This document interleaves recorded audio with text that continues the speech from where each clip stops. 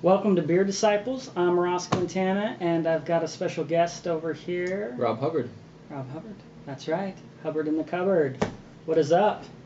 You know you get some fun acronyms after you've already drank a bunch of beers to review them. Okay, so here we are today. I'm excited. I've brought you together today to witness this thing in holy matrimony, this beer and my mouth. I am excited about this beer. 1050 from Oskar Blues. It is in a can. If you're not familiar with Oskar Blues, they're one of the craft brewers who first started putting craft brews in cans, and some other people have caught on and tried to do it. But the funny part about that is you still have to be a good brewer. Like, there's some crappy craft brewers, and it's like, ooh, you're cutting edge. You put your crappy beer in a can. And now it just tastes like an old-fashioned crappy beer in a can. But when you can put, I like beers when it's like, wow, like that's the greatest beer in a can I've ever had, and it has been said about this beer. Now we're also getting to one of my favorite styles, which is Russian Imperial Stout. I love them. It's a big beer. So a lot of these, some of the other beers I'm reviewing, I'm not as big an expert in it because I don't drink that style as much. So I drink them to review. But when it's your own personal style, then you tend to drink more and be probably more picky about it and know a little bit more about it. So anyway, we've got here Oskar Blues 1050, the 2011. So, and it's called Beer Disciples here. So, you know, I actually do my research and homework. You know, when I do, this is 2 pages on this other one. Well, that was the small page that we just reviewed. And I feel like that, I try and do that because I feel like, you know, you guys deserve to get some good information, not just, hey, I'm a guy who drank a beer that you can't taste. You know, it's like, no, you know, I like to provide a little bit of information. Anyway, so Oskar Blues Brewery here out of Lyons, Colorado. This is Russian Imperial Stout is the style. ABV, alcohol. See, I've already had some ABV earlier. Alcohol by volume is 10.5 on this, which seems high. I mean, I guess you don't expect it in a can. IBUs 98. That's a little surprising to me. So the malts on this are 2-row chocolate. It's got roasted barley and flaked oats. The RateBeer has this at 100 overall, which is as good as a rating. You should get 97 for the style, and that's out of 1,316 ratings. BeerAdvocate has it as an A out of 1,571 ratings. So it's got a little bit of hype behind it. So let's crack it open and see what it looks like in the glass here. The description I'll read from Oskar Blues says, Oskar Blues has released a special draft-only seasonal beer for the winter months. 1050 Imperial Stout is a titanic wonder of a stout. Immensely viscous and loaded with neck-deep flavors of chocolate, malt, coffee, cocoa, and oat. Let's take a look at this pour here.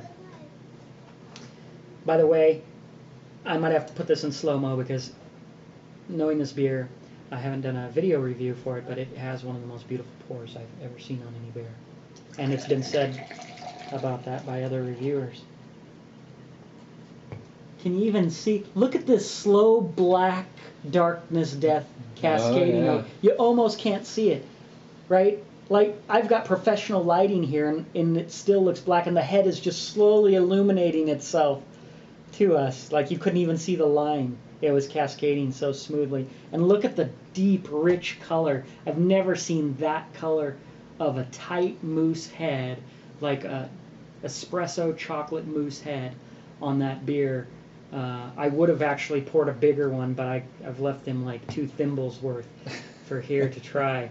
But normally, like it won't translate there because it's so opaque. You won't be able to see it that much. It's got, some people have called it black, but I wouldn't say it's black. It's dark chocolate, totally opaque dark chocolate. But when you pour this in like a Hefeweizen glass, you can see that action just slowly creep up. You know, it looks like darkness was upon the face of the deep. You know, to go biblical on you, it really moves up the glass in a freaky way. So go ahead and get your pour on there. All right. Oh yeah, there's plenty left.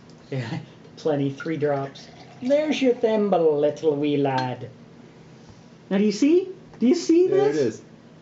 I mean, I don't know if they're going to see that, but it's just creeping slowly up here, and then all of a sudden the head forms. I mean, it's so impressive.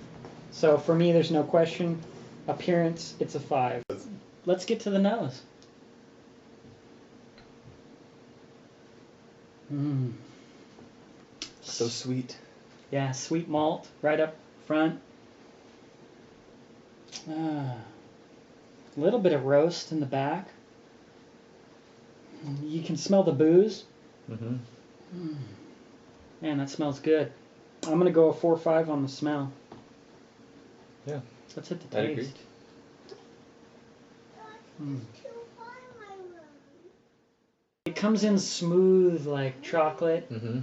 and then it kind of refreshes and gets like washes, and then it gets that sharp flavor, Right. and then you get the roast that kind of mellows back in. Yeah, exactly. And kind of then heats up the mouth. It goes in those stages. Yeah.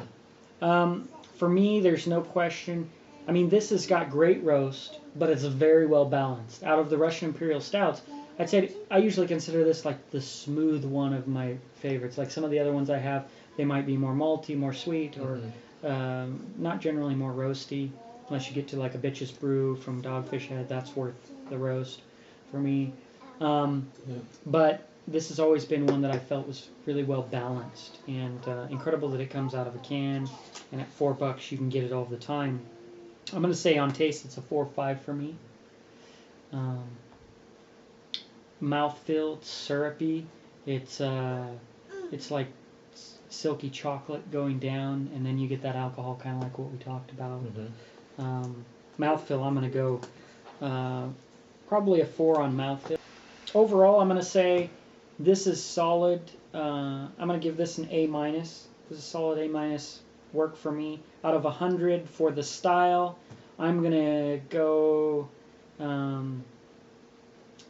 I'm right there, 96, 97. I'm going to call it a 96.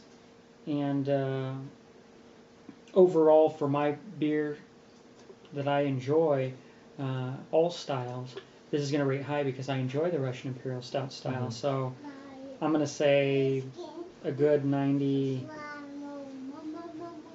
I'm going to say out of all the beers that I've had, probably about a 95. You can join the conversation with us on Facebook. Just search BeerDisciples. If you want to leave comments below, tell us what you thought of the review of the beer. Beer Social, so join the conversation. Subscribe to our channel if you like what you're seeing. And you can email us if you've got some suggestions or anything, beers you want reviewed, at thebeerdisciples@gmail.com. And also, if you're in Eastern Washington, Spokane area, and you want to be a guest on the show, bring a beer by. We'll review it with you. You can email us at thebeerdisciples@gmail.com. Anyway, until next time, I'm going to say definitely pick this up if you get a chance. It's its own experience out of a can. You'll be impressed. Extremely, Beautiful pour. extremely dark, even to the last drop. Yeah, so until next time, we'll say cheers.